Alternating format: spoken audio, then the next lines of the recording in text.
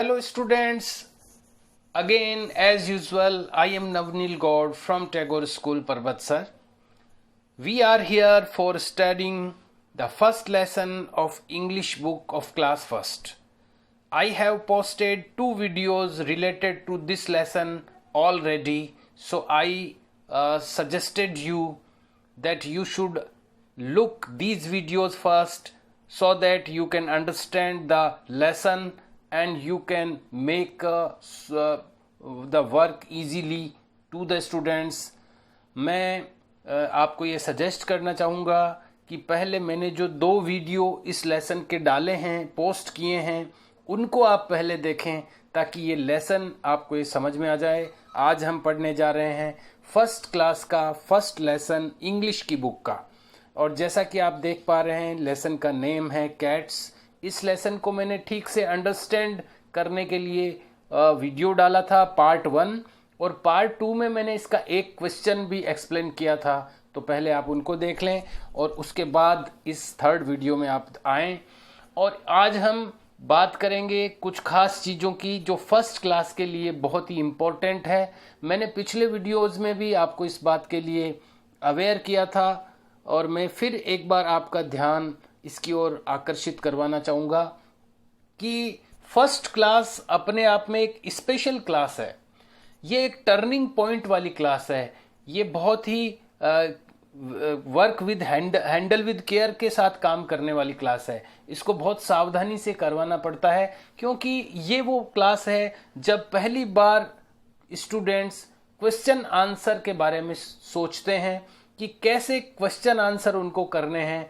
जब एलकेजी में स्टूडेंट होता है तब वो लेटर्स सीखता है, जब वो यूकेजी में होता है तब वो वर्ड्स सीखता है, वो रीडिंग सीखता है. लेकिन एक लेसन को किस तरह से सॉल्व करना है, कैसे लेसन के क्वेश्चन आंसर करने हैं, ये केवल वो फर्स्ट क्लास में आकर के ही उसको सीखने को मिलता है. तो यहाँ उसकी एक खास प्रैक्टिस शुरू हो जाती है और जब नई क्लास स्टार्ट होती है फर्स्ट, तब एक खास प्रकार की प्रैक्टिस स्टार्ट करनी पड़ती है टीचर्स को ताकि कुछ दिनों में वो इस बात को समझ जाए कि कैसे क्वेश्चन आंसर करने हैं और क्वेश्चन आंसर स्टार्ट करने से पहले कैसे लेसन को मेंशन करना है, कैसे लेसन का नंबर मेंशन करना है. तो मैं आपका ध्यान उन चीज़ों की ओर आकर्षित करवाना चाहूँगा और मैं यहाँ पर ये भी कहना चाहूँगा कि आप जल्दबाजी नहीं करें क्योंकि इसमें ये जो वर्क है इसमें काफ़ी टाइम लगता है. बच्चों को किस तरह से लिखना है प्रॉपरली ये भी उनको खास तौर पर प्रैक्टिस करवानी पड़ती है.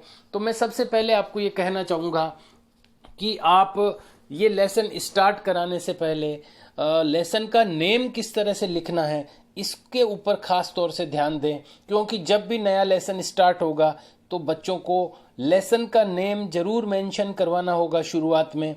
तो हम सबसे पहले ये करें कि जब हम किसी भी नोटबुक को यूज करते हैं, आप अभी ओल्ड नोटबुक भी यूज कर सकते हैं, पुरानी नोटबुक्स यूज कर सकते हैं. अगर लॉकडाउन के कारण से आप नई नोटबुक नहीं ला सकते हैं तो पुरानी नोटबुक में आप 1 और 2 पेजेस लीव कर दें, ब्लैंक लीव कर दें, खाली छोड़ दें और उसके बाद एक नए पेज से स्टार्ट करें. सबसे पहले एक रूलर ले लें, आप स्केल ले लें जिसको हम स्केल कहते हैं. उसकी हेल्प से आप रेड लाइन जो सबसे ऊपर होती है किसी भी पेज पर उससे भी ऊपर एक लाइन ड्रॉ करें स्केल की हेल्प से और उसके ऊपर लेसन का नेम लिखें.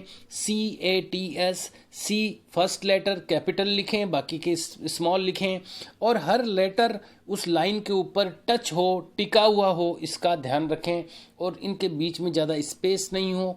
और उसके बाद में लेसन का नंबर मेंशन करने के लिए एकदम राइट साइड का जो कॉर्नर होता है ऊपर की तरफ दाहिने हाथ की ओर राइट साइड में जो कॉर्नर है वहाँ पर एक लाइन स्केल की हेल्प से एक ड्रॉ करें और उसके ऊपर लिखें LESSON लेसन 1 और L को कैपिटल बाकी को स्मॉल लेटर्स में लिखते हुए आप इसको लिखें.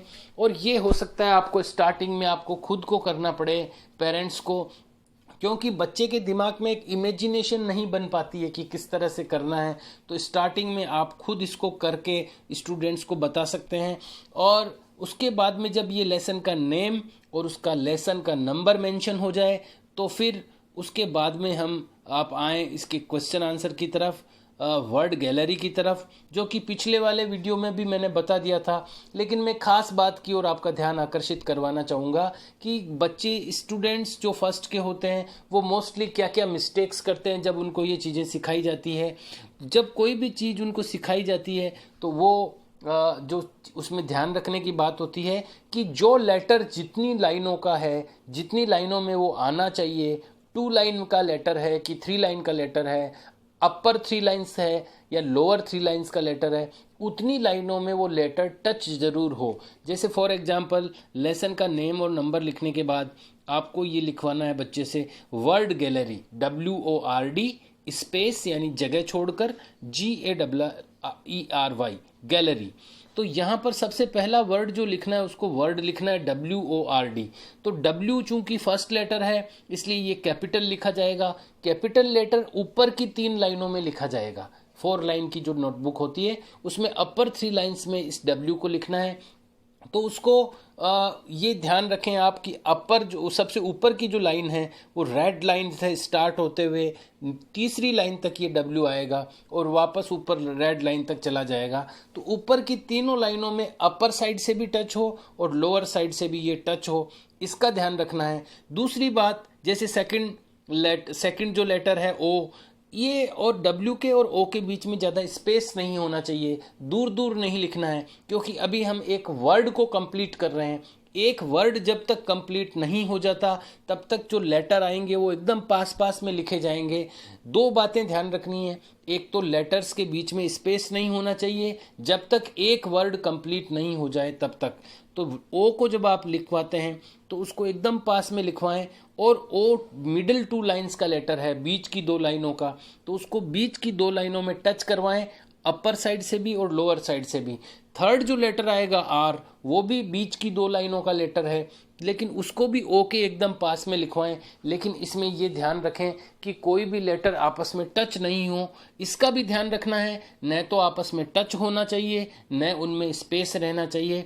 तो ये एक बहुत ही सतर्कता से केयरफुली करने का काम है जो कि बच्चों से हमें करवाना पड़ेगा। इसमें काफ़ी टाइम लग सकता है, आपको इरेज भी करना पड़ सकता है बार बार। तो कई बार हमें भी बच्चों को फर्स्ट लेसन करवाने में ही बहुत सारे दिन लग जाते हैं, क्योंकि उसको परफेक्ट करवाना होता है ताकि उसके माइंड में एक इमेजिनेशन आए, एक कल्पना आए कि किस तरह से हमें काम करना है आगे। तो ये एक स्टार्टिंग है, ये एक एक्सरसाइज है, ये एक अभ्यास है जो कि बच्चों को करवाना है। और ये शब्द जब आपका कंप्लीट आप लिखवा दें बच्चों को WORD, उसके बाद जगह छोड़ें, स्पेस दें, स्पेस छोड़ें। जब 2 वर्ड्स के बीच में स्पेस जरूर होना चाहिए। बच्चे जो मोस्टली जो मिस्टेक करते हैं वो यही करते हैं कि जो काम उनको करना चाहिए वो नहीं करते हैं, जो नहीं करना चाहिए वो करते हैं। जैसे कि एक वर्ड के अंदर, जैसे एक वर्ड है WORD, तो इसके जो लेटर्स हैं, इसके जो अक्षर हैं वो पास पास में लिखने होते हैं, लेकिन बच्चे उनको दूर दूर लिख देते हैं। ये पहली मिस्टेक है, यानी जो काम उनको नहीं करना चाहिए था वो ये कर रहे हैं। उनको दूर दूर नहीं लिखना चाहिए था तो वो उनको दूर दूर लिख रहे हैं। अब जब सेकंड जो मिस्टेक होती है वो होती है 2 शब्दों के बीच में जगह नहीं छोड़ते हैं। अधिकांश बच्चे उनको आपस में मिक्सअप कर देते हैं। तो इसका भी ध्यान रखना है कि WORD लिखने के बाद बीच में स्पेस दें, उसके बाद में अगला वर्ड लिखें GALLERY। ये आप स्पेस दे करके लिखवाएं, जगह छोड़ के लिखवाएं। और ये एक लाइन में कंप्लीट होने के बाद सेकंड लाइन में विंडोलेज लिखवाना है, WINDOW। इसमें भी वही ध्यान रखें। ये जो बेसिक चीज़ है वो सभी में ध्यान रखनी है आपको कि जब भी कोई वर्ड लिखना है तो उसके लेटर्स पास पास में लिखने हैं, लेकिन टच भी नहीं होने चाहिए। और जब एक शब्द कंप्लीट हो जाता है, एक वर्ड कंप्लीट हो जाता है, तो सेकंड वर्ड लिखने से पहले स्पेस छोड़ना है। ये 2 बातें हर जगह आप ध्यान रखें। जहाँ पर आपको कैपिटल लेटर दिख रहा है वहाँ बच्चे से भी कैपिटल लेटर यानी बड़ी ABCD का अक्षर लिखवाएं। जहाँ आपको स्मॉल दिख रहा है वहाँ छोटी ABCD का अक्षर लिखवाएं। मोस्टली जो स्टार्टिंग लेटर होता है, शुरुआत का अक्षर होता है, वो कैपिटल में ही होता है, तो उसको आप अपर 3 लाइन्स में लिखवाएं, ऊपर की 3 लाइनों में, और बाकी के जो लेटर्स हैं वो जितनी लाइनों के होने चाहिए उतनी लाइनों में लिखवाएं। बच्चों ने ये सीख लिया है यूकेजी तक कि कितनी लाइनों में कौन सा लेटर लिखना है, ये उनको नॉलेज में होगा, तो उनकी भी हेल्प आप ले सकते हैं। और ये वर्ड गैलरी होने के बाद में आपको, ये कंप्लीट होने के बाद में आपको 1 लाइन ब्लैंक छोड़ देनी चाहिए, खाली छोड़ देनी चाहिए। और उसके बाद में आपको ये भी लिखवाने की ज़्यादा ज़रूरत नहीं है, अंडरस्टैंडिंग द पोइम, पोइम को समझें, इसको भी आप छोड़ दें अभी, क्योंकि ये हम लोग इनको सिस्टम बता रहे हैं, तो इसमें वैसे भी बहुत सारा टाइम लगने वाला है, तो इसको आप छोड़ सकते हैं। और दूसरा जो कॉम्प्रीहेंशन लिखा हुआ है, ये समझ, कॉम्प्रीहेंशन मीन्स समझ होती है, इस लेसन को हम समझ रहे हैं एक्चुअली में एक्सरसाइज के थ्रू, तो हम कॉम्प्रीहेंशन को भी नहीं लिखें, हम डायरेक्ट क्वेश्चन नंबर ए लगाएं। जो लेफ्ट में मार्जिन होता है, हाशिया होता है, उस हाशिए के अंदर, उस मार्जिन की लेफ्ट मार्जिन के अंदर ए लिखें कैपिटल अपर 3 लाइन्स में। और फिर ये क्वेश्चन उनसे राइट करवाएं, fill in the blanks, fill के अंदर, फिल के जो लेटर्स हैं FILL, उनमें कोई स्पेस नहीं दें, पास पास में लिखें लेकिन टच नहीं हो। F कैपिटल है तो अपर 3 लाइन्स में, I मिडिल 2 लाइन्स में, LL अपर 3 लाइन्स में, उसके बाद स्पेस, उसके बाद I और N ये मिडिल 2 लाइन्स में, फिर स्पेस देना। ये ध्यान रखें 2 वर्ड्स के बीच में सफिशिएंट स्पेस यानी पर्याप्त जगह जरूर छुड़वाएं, अदरवाइज जो वर्ड्स होते हैं वो आपस में मिक्स हो जाते हैं और इसके कारण से फिर रीडेबिलिटी ख़त्म हो जाती है, हम पढ़ नहीं पाते उनको क्या लिखा हुआ है। तो ये चीज़ें ज़रूर ध्यान रखें। यहाँ पर हमें, अगर आपको लगता है कि एक दिन में केवल वो एक ही लाइन कर पा रहा है बच्चा, तो कोई दिक्कत नहीं है, एक दिन में एक ही लाइन लिखवाएं। मैं तो कहता हूँ अगर हाफ लाइन भी करता है, 4 वर्ड्स भी अगर वो प्रॉपरली लिख पाता है, तो वो that is better than writing a line. एक अगर वो 4 शब्द भी ठीक से लिख पा रहा है लेकिन वो अच्छे हैं, सही हैं, तो वो ज़्यादा बेटर है, बजाय इसके कि वो 2 और 3 लाइन्स लिखे जो कि समझ में भी नहीं आ रही है किसी के। तो यहाँ पर क्वालिटी मेंटेन करना बहुत ज़रूरी है, अदरवाइज उसकी क्वालिटी ख़राब हो जाएगी आगे के लिए। तो यहाँ पर ये क्वेश्चन कंप्लीट ये हो सकता है एक लाइन में नहीं आए, तो जो बचे हुए शब्द हैं वो नेक्स्ट लाइन में लिखें। उसके बाद में मैंने ये सब चीज़ें पिछले वीडियो में भी बता दी थी और हो सकता है आपने ये वर्क करवा भी लिया होगा, लेकिन फिर से मैं इसको रिपीट कर रहा हूँ क्योंकि ये बहुत ज़रूरी है।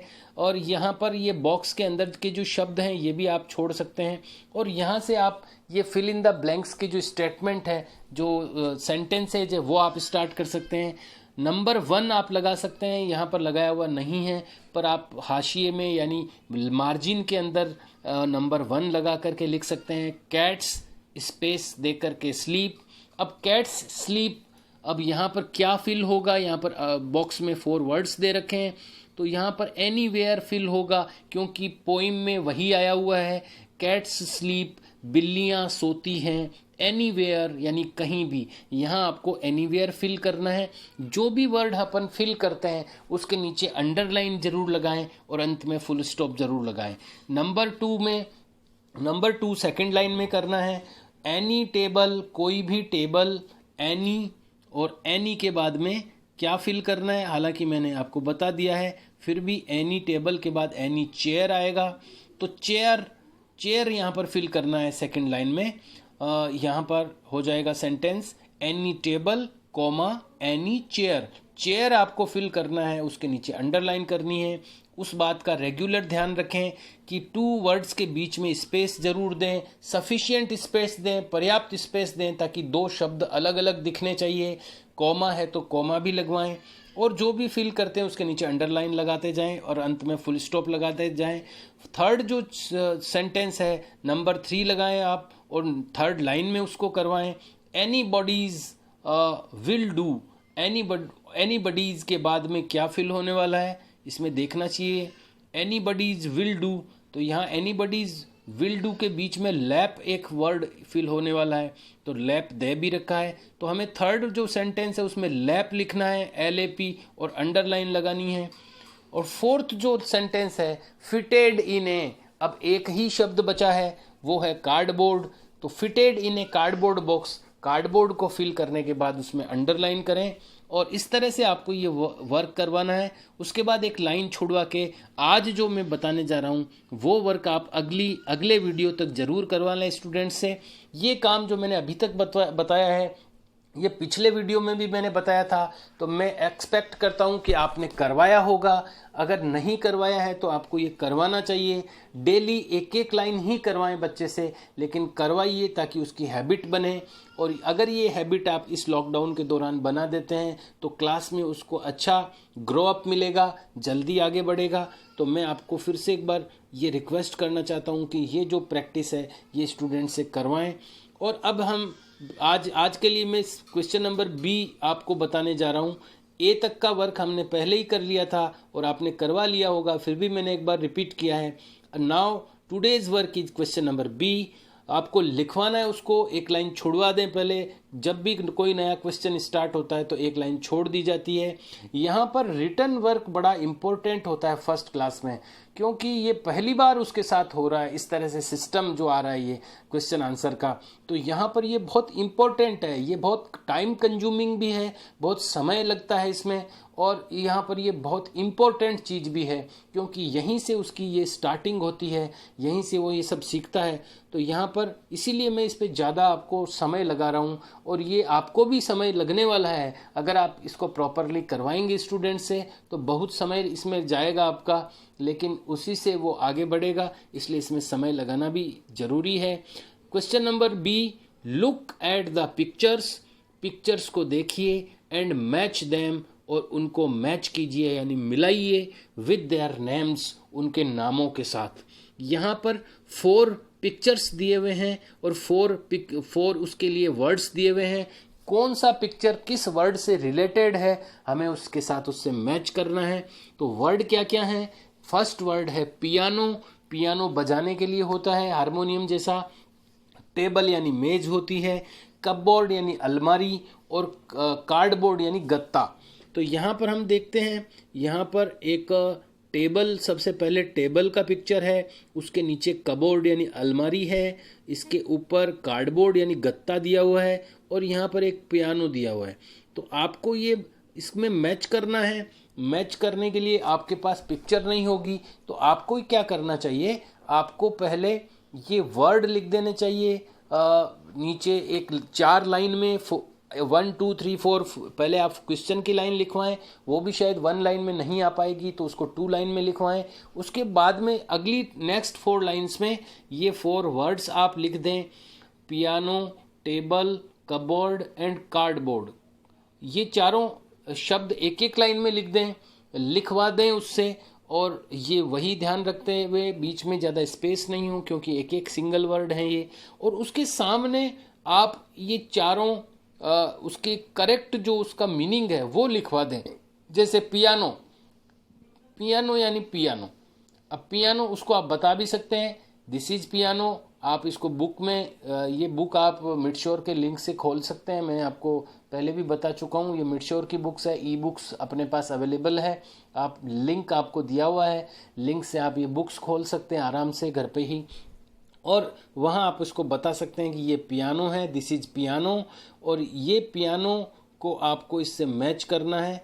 ये लेकिन नोटबुक में आप किस तरह से करवाएंगे, तो पियानो की सामने हिंदी में आप पियानो लिख दें, या उसको आप रफ में लिखवा करके लिखने के लिए कहें।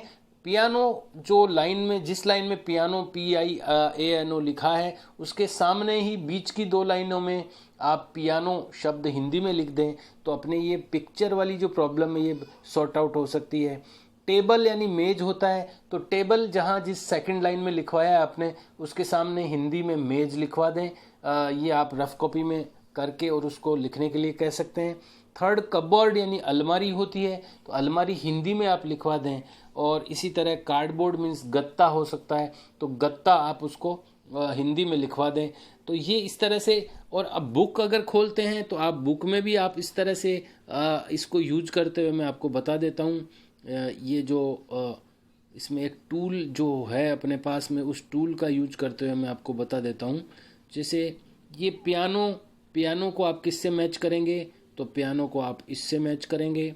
और टेबल को आप इससे मैच करेंगे, और उसके बाद कपबोर्ड को आप इससे मैच करेंगे, और कार्डबोर्ड को आप इससे मैच करेंगे। इस तरह से आपको मैच करना है। लेकिन आप वहाँ नहीं कर पाए तो मैंने जो तरीका बताया है, पहले आप 4 लाइन्स में 1 2 3 4 लाइन्स में 4 वर्ड्स लिख लें, उसके सामने हिंदी में लिखवा दें ताकि स्टूडेंट को क्लियर हो जाए कि इसका मीनिंग क्या है एक्चुअल में। और आप बुक खोल करके उसको फिजिकली और पिक्टोरिकल फॉर्म में भी बता सकते हैं। इसका पिक्चराइजेशन भी यहाँ पर किया हुआ है, उसको भी यूज करके आप इसको एक्सप्लेन कर सकते हैं। तो यहाँ तक की आप प्रैक्टिस आप करवाएं। इसमें मुझे लगता है 3-4 दिन लग जाएंगे आपको, अगर आप प्रॉपरली करवाते हैं तो। Then we will read and practise the next page of this lesson. Okay, till that, okay, bye and see you.